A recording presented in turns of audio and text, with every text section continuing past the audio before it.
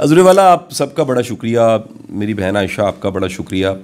असल में कुछ कह लीजिए, मेरे कुछ 2 माह से ट्रांजिशन है लाइफ में। बाज़ औक़ात कुदरत आपको किसी तरफ से निकालती है और किसी और तरफ आपको लेके जाना होता है। वो जो एक लतीफ़ा बना है, उस लतीफ़ों के पीछे भी मुझे एक दिन कासमी साहब ने बताया कि हर लतीफ़े के पीछे बड़ा मानी होता है। बज़ाहिर वो लतीफ़ा होता है, लेकिन उसके पीछे कोई बड़ा विज़डमफुल बात होती है। लाइक लतीफ़ा पेश करता हूँ आपको। लतीफ़ा ये है कि एक कश्ती थी जिसमें बेशुमार सवारियाँ बैठी थीं। एक छोटा बच्चा गिर गया पानी में, और साथ ही एक बूढ़े बाबे ने छलांग लगाई और डूबते बच्चे को बचा के वो लेकर आ गया। जब लेकर आया तो सारे कश्ती के लोगों ने, सवारों ने क्लैपिंग की और कहा कमाल कर दिया बाबा जी। तो बाबा जी ने वो हाँपते हाँपते कहा, मनुआ 10 मन धक्का कि नहीं देता सी।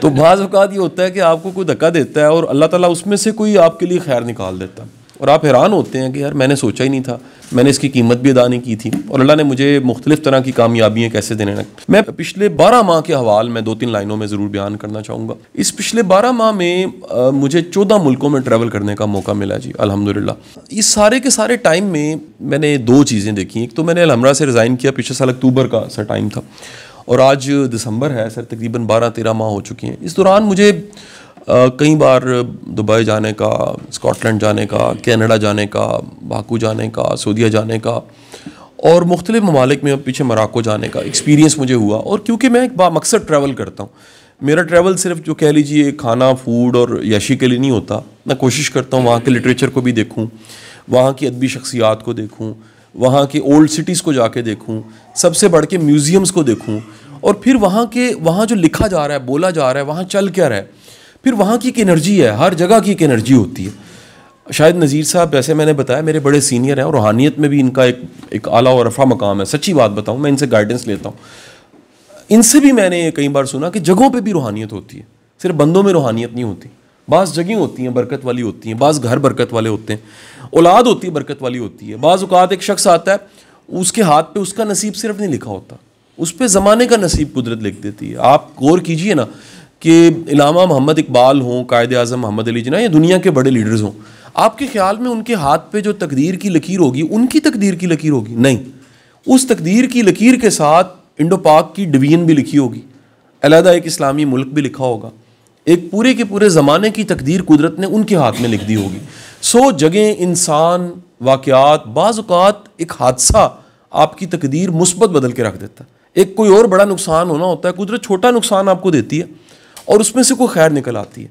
कुरान पाक की आयत है, और क्या खूबसूरत आयत है। ऐन मुमकिन है तुम किसी चीज़ को पसंद करो और वो तुम्हारे लिए नुकसानदेह हो, और ऐन मुमकिन है तुम ना पसंद कर रहे हो वो फ़ायदेमंद हो।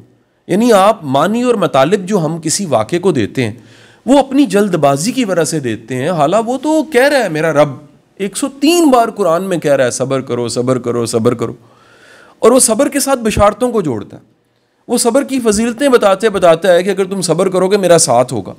इंसान क्योंकि मिजाजन, एंथ्रोपोलॉजी, साइकोलॉजी, पॉजिटिव साइकोलॉजी ये बताती है कि उसकी फितरत में तेज़ी है, जल्दी है, और जब ये तेज़ी और जल्दी की तरफ इंसान आता है तो वो नहीं कर पाता जो सब्र से हो सकता है। सो मैंने ये सारी ट्रैवल में एक चीज़ जो देखी कि आप जब सफ़र करते हैं तो आपका नसीब खुलता है। ये बड़ा ख़ास एक बात मैं आपको बताऊं, ये तमाम के तमाम लोग जो अपने इलाके से बाहर नहीं निकले, अपने शहर से बाहर नहीं निकले, और उन्होंने कभी ट्रैवल नहीं किया, उन्होंने दुनिया नहीं देखी, आप यकीन कीजिए उनके नसीब कैद हुए हैं। उस नसीब को अनलॉक करने के लिए कभी ट्रैवल करके देखें, क्योंकि दाना पानी जो है इसको क्यों हम महदूद करें कि ये सिर्फ रोटी का दाना पानी होता है, ये चावल का और गंदम का दाना पानी होता है, जिसके लिए हम कहते हैं नसीब, दाने दाने पे लिखा होता है बंदे का नाम और हम वहाँ जाके खा लेते हैं। हजूर वाला, आपको जो विजडम मिलना होता है वो भी, उसका भी नसीब है। वो भी खबर नहीं है कि कहाँ से कहाँ लिखा हो विजडम और उस शहर में जाके मिले। कोई बरकत किसी जगह पे लिखी होती है, आपने वहाँ पहुँचना होता है और बरकत आपको मिलनी होती है। मैं चंद दिन पहले आगादीर से मैंने फ़्लाई किया और कासाब्लांका उतरा। कासाब्लांका से मेरी फ़्लाइट 1 घंटे के बाद थी और मैंने वहाँ से कतर आना था। 6.5 घंटे की फ़्लाइट थी, और अभी तक जो ज़िंदगी में सैकड़ों फ़्लाइटें मैंने ली हैं, इस फ़्लाइट की ख़ास बात ये थी कि इस फ़्लाइट में 6.5 घंटों में से 3.5 घंटे टर्बुलेंस थी। ये टर्बुलेंस जब मैंने चेक की तो ये मेरे जो मैप था सामने आ रहा था कतर एयरवेज़ की, वो बिल्कुल मैंने जैसे मैप चेक किया तो फैज़ के ऊपर से गुजरे थे। आपकी इत्तला क्लियर है, फैज़ एक रूहानी शहर है, मराकश का, और वहाँ पर सैकड़ों औलिया अल्लाह दफन है, और वहाँ के जो कब्रिस्तान है और वहाँ की जो रूहानियत है उसे दुनिया मानती है कि दुनिया की जो रूहानियत है उसका फैज़ शहर के साथ बड़ा ताल्लुक़ है।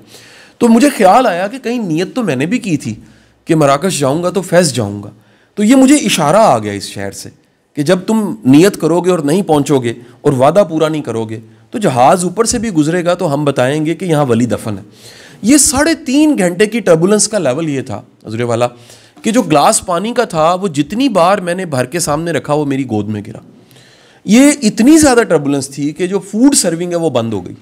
ये इतनी ज़्यादा टर्बुलेंस थी कि 3 बार पायलट ने चीख चीख के कहा कि जो एयर क्रू है, जो जहाज़ को अमला सारा अंदर मैनेज कर रहा है, सर्विंग कर रहा है, उनको सख्ती से कहा कि खुदा के लिए आप लोग भी बेल्टें लगा के बैठ जाएं।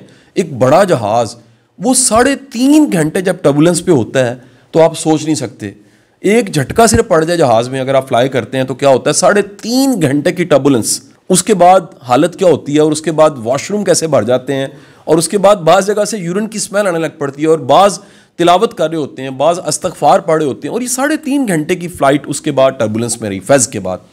हुज़ूर वाला ये सारे ज़िंदगी के सफ़र, हाल अहवाल ये जानने के बाद मैंने देखा है कि आपकी ज़िंदगी में तजुर्बात भी रिस्क का हिस्सा होते हैं। हमारी पूरी कौम का चैलेंज पता क्या है, हमारे पास कहने बताने को कुछ नहीं है, सिर्फ एक ही मौजू है, वो सियासत है। हम उसी को डिस्कस कर रहे हैं। मैं दुनिया में जाता हूँ आर्ट डिस्कस हो रहा है, दुनिया में जाता हूँ म्यूज़िक डिस्कस हो रहा है, दुनिया में जाता हूँ लिटरेचर डिस्कस हो रहा है, दुनिया में जाता हूँ हिस्ट्री डिस्कस हो रही है, दुनिया में जाता हूँ एंथ्रोपोलॉजी डिस्कस हो रही है, दुनिया में जाता हूँ AI डिस्कस हो रही है, दुनिया में जाता हूँ तो पता लगता है वर्क फ्रॉम होम के नए कॉन्सेप्ट और नज़रियात आ रहे हैं, दुनिया में जाता हूँ तो पता लगता है कि वर्क लाइफ बैलेंस भी दुनिया में चीज़ है। मैं कल किसी जगह पे गेस्ट स्पीकर था और अपने साथ जो मेरे साथ एक गेस्ट स्पीकर थी मोहतरमा सबात रफ़ीक साहिबा, उनको मैंने गूगल पे एक चीज़ लिख के दिखाई कि 1 महीना पहले जब मैंने लिखा था कि दुनिया में हैप्पीनेस पे कितनी किताबें हैं तो जवाब आया था 22,000, और कल जब मैंने लिखा तो जवाब था 23,000। दुनिया में किस मौज़ूआत पे किस तरह की किताबें और क्या चीज़ें लिखी जा रही हैं। मैं कनाडा में था, मैंने रिक्वेस्ट की अपने होस्ट को कि मैं जॉर्डन पीटरसन को मिलना चाहता हूँ, क्योंकि कैनेडियन प्रोफेसर है, उसकी किताब जो 12 रूल्स ऑफ लाइफ है वो दुनिया में कई ज़ुबानों में तर्जुमा हुई है और इस वक्त ज़िंदा है। उन्होंने कहा सर अगर आज हम ईमेल करेंगे तो 6 महीने बाद का वक्त मिलेगा, तो आप 6 महीने तो नहीं है, 6 दिन के लिए आए हैं। तो मैंने कहा क्योंकि कोई भी किसी भी शहर में जो विजडमफुल बंदा है मैं उससे मिलना चाहता हूँ। फिर बड़े सोचो विचार के बाद मेरी बड़ी अकीदत और मोहब्बत जनाब डॉक्टर तारुल कादरी साहब से, मैंने फिर उनसे रिक्वेस्ट की कि मैं अपने टिक ज़रूर लगाना चाहता हूँ कि कोई फ़हम वाला, अकल वाला, कोई दानिश वाला, कोई इश्क़ रसूल वाला, कोई ना कोई तो मुझे मिले। उनकी मेहरबानी, उन्होंने मुझे वक्त दिया 1-to-1 मीटिंग का और हम तकरीबन 2.25 घंटे बैठ के बेशुमार मेरे सवाल थे। जब मैं कनाडा से निकला तो वो 6 दिन का दाना पानी सिर्फ रोटी का नहीं था, वो कई किताबें थी जो मैंने वहाँ से ख़रीदी, वो यादें थी जो मैंने समेटी, और कितने सवाल थे जिनके जवाब तारुल कादरी साहब ने मुझे दिए। और उनको मेरे कॉन्सेप्ट्स को एक क्लैरिटी के साथ मैं वापस जब यहाँ आया तो मैंने कहा ये हमने क्यों महदूद कर दिया रिस्क को रोटी के दाना पानी के साथ। अब आपको बता दूं कि ये सारी मेरी तमहीद क्यों है। ये तमहीद इसलिए है कि नुमान रफ़ी साहब जैसे मेरे भाई, मेरे दोस्त और लिखने वाले, बोलने वाले, सोचने वाले, समझने वाले, ये बड़े कम लोग हैं। ये मुआशरा एक, यकीन कीजिए, हर तरह की एबनॉर्मेलिटी का शिकार हो गया। इसके शायर देख लीजिए, इसके अदीब देख लीजिए, इसके फ़नकार देख लीजिए, एक नया स्टैंडर्ड बना है जो स्टैंडर्ड नॉर्मल नहीं है। यानी जैसे मिसाल लीजिए, एक बच्चा ऑटिज़म का शिकार हो तो उसके माँ बाप जब काउंसलिंग के लिए मेरे ग्रुप से, मेरे इदारे से रब्ता करते हैं तो हम उन्हें कहते हैं प्लीज़ इसे कबूल करें और let's define a new normal. आप एक नया नॉर्मल जो है ना वो सेट कर लें, क्योंकि अगर आप इसे कंपेयर करेंगे उन बच्चों के साथ जो आज इसी की उम्र के हैं तो ये उस स्टैंडर्ड को मीट नहीं कर सकेगा। इस सोसाइटी का एक नया स्टैंडर्ड नॉर्मल का बन गया है जिसको लोग, हम सब नॉर्मल समझ रहे हैं। मैं आपको बता रहा हूँ वो नॉर्मल नहीं है, वो एबनॉर्मेलिटी है। आप सिंगर देख लें, आप वायरल होने वाली चीज़ें देख लें, आप ख़बरें देख लें, कोई खामन बीवी को मार रहा है फिर बच्चों को मार रहा है। चंद दिन पहले मेरे कोई मेहमान मेरे घर पे ठहरे, उसके बाद उन्हें किसी और जगह जाना था, नेक्स्ट डे उनकी कॉल आ गई। उन्होंने कहा जी हमारे एक रिलेटिव मर्डर हो गई है, फीमेल मोहतरमा। क्या हुआ है? सुबह मियाँ बीवी की लड़ाई हुई है 4 बजे, ये चौंक यतीम खाने का वाक़या, और हस्बैंड ने बीवी का गला काट के साइड पे रख दिया, बच्चों को छुरियाँ मार दी हैं। मैंने कहा मुझे आपने कैसे? कहते इन्वेस्टिगेशन के प्रोसेस को ज़रा, क्योंकि बंदा पकड़ा गया खामन और पोस्टमार्टम जल्दी करवा दीजिए। उस दिन मेरी इत्ला में आया कि लाहौर में तो कितने मर्डर हो रहे हैं, और ये दुनिया में अपने बच्चे को मारना और अपनी बीवी को मारना, इसके लिए नॉर्मल इंसान नहीं चाहिए, इसके लिए एक पागल चाहिए, एक एबनॉर्मल शख्स चाहिए। फॉर योर वेरी कंफर्मेशन, मेरी बात डॉक्टर साहब सेकंड करेंगे, पाकिस्तान में या तो शुगर की दवाई खाई जा रही है या जहनी मरीज जो हैं वो डिप्रेशन की दवाइयाँ खा रहे हैं। और हालत ये है कि एक फार्मेसी वाले ने मुझे बताया, ये बात मैंने फिर सेकंड कही कहीं जगह, उसने कहा सर वो नाम मैं दवाइयों के नहीं लूँगा, उसने कहा सर टिकट की तरह बिकती हैं और बगैर नुस्खे के बिकती हैं। कोई नींद की गोली खा रहा है, कोई बायपोलर खा रहा है, कोई अपने नर्व्स को ढीला करने की खा रहा है, कोई एडिक्शन किसी को हो चुकी है किसी चीज़ की। आपकी एक बड़ी आबादी नॉर्मल नहीं है बाफी के साथ। क्यों नहीं है?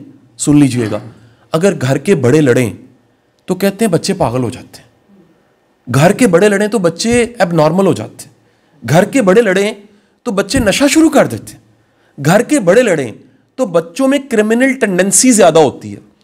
जिस मुल्क के बड़े 76 साल से लड़े, वहाँ की 22, 24, 25 करोड़ आबादी के साथ क्या होगा? हमारा क्या कसूर है अगर हमारे बड़े लड़ें, अगर हम कभी रिजीम चेंज देखते हैं, अगर हमें किसी एक तरफ लगाया जाता है फिर बताया जाता है ये ठीक नहीं है ये ठीक है। हमें क्यों नहीं एक सक्सेशन मिलता कि इस नेशन का 20 साल का विजन हो। मैं परसों एजुकेशन मिनिस्टर के साथ बैठा हुआ था, उन्हें मैंने पंजाब के, इंडियन पंजाब के कैबिनेट एजुकेशन मिनिस्टर की एक वीडियो दिखाई।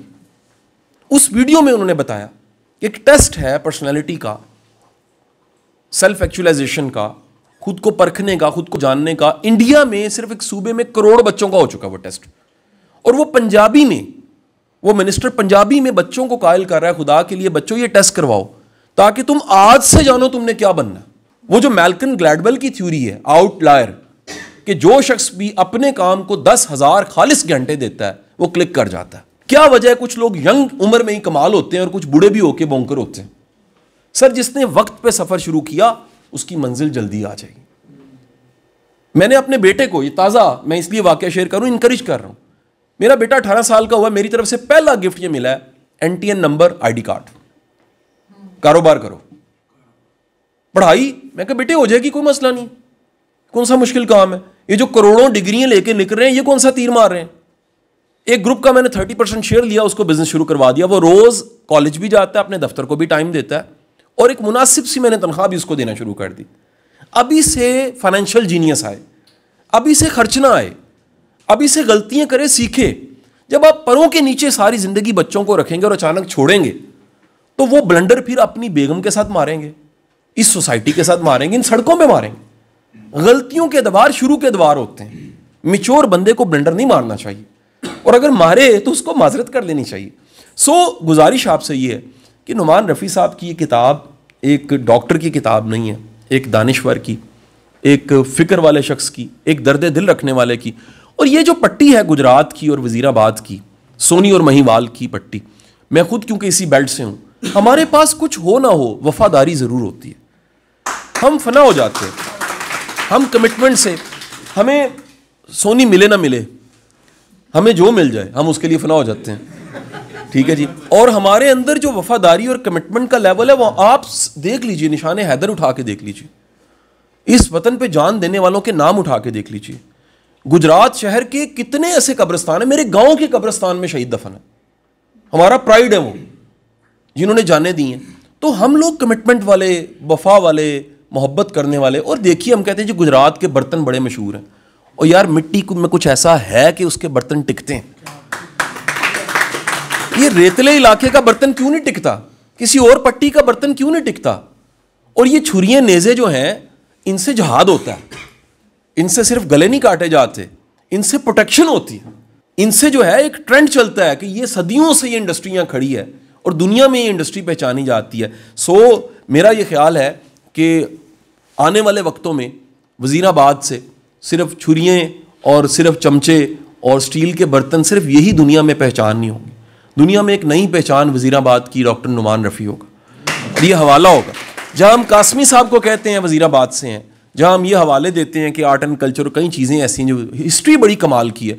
इसी तरह इंशाल्लाह तारीख़ में नुमान रफ़ी साहब को तारीख़ इस तरह याद रखेगी। मेरे क्योंकि बहुत ही करीब है, मेरे फैमिली मुआलिज भी हैं, अल्लाह ने इनके हाथ में शफा बड़ी दी है, दूर से भी कॉल हम करते हैं, इनसे रब्ता करते हैं। वो रास्ता ऐसा कमाल बताते हैं। मेरी वालदा 2 बार क्रिटिकल हुई, दोनों बार नुमान रफ़ी भाई ने जो मुझे कहा मैंने फॉलो किया, अल्लाह ने उन्हें फिर सेहत दे दी। तो गाहे बगाहे मैं, मेरी फैमिली इनसे कंसर्न, वो फैमिली मेम्बर की तरह इनकी लगता ही नहीं है कि यार नुमान कोई दूर है, ऐसे लगता है वज़ीराबाद ये कोई इचरे के पास ही है। तो मेरी दिल से दुआएं हैं और इनकी फैमिली के लिए दुआएं हैं, आंटी के लिए दुआएं हैं, इनकी बेगम साहबा के लिए दुआएं हैं। और नुमान रफ़ी साहब, मैं आपसे दरख्वास्त करूँगा एक और कि आपका फाउंडेशन चैप्टर वज़ीराबाद आप बना लें उधर, क्योंकि आपका इधर सेंटर फाउंडेशन में बना हुआ है। ये जो काम है हमने ओपन अप कहना शुरू किया, जिन लोगों के साथ इतने सालों की मोहब्बत का ताल्लुक चला है उनको ऑन करना चाहिए। मंडे को मैं पिंडी इस्लामाबाद चैप्टर ओके कर रहा हूँ यार, अगर मैं जाके मोरक्को में फाउंडेशन का चैप्टर खोल सकता हूँ, मैं कतर और स्कॉटलैंड में खोल सकता हूँ, तो वज़ीराबाद में भी नुमान रफ़ी साहब इतने सालों का साथ है, वफा का, मोहब्बत का, कुर्बानी का। तो सर आप ऑन करें फाउंडेशन का एक जो हिस्सा है जी, एक्सटेंशन हम वज़ीराबाद कर देते हैं, और जो लाहौर है सर वो आपका स्टेशन हो गया। आप सबका बहुत बहुत शुक्रिया।